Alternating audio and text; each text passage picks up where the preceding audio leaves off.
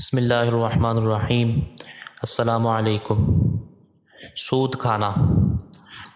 یا ایھا الذین آمنوا لا تأکلوا الربا اضعافا مضاعفہ واتقوا اللہ لعلکم تفلحون۔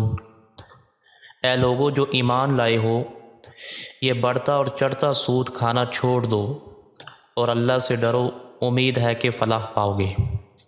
اسی طرح رسول اللہ صلی اللہ علیہ وسلم کا فرمان ہے، لعن اللہ آکل الربا وموکلہ وشاہدیہ وکاتبہ۔ اللہ تعالیٰ نے سود کھانے والے، کھلانے والے، گواہان اور اس معاملہ کو لکھنے والے پر لعنت فرمائی ہے۔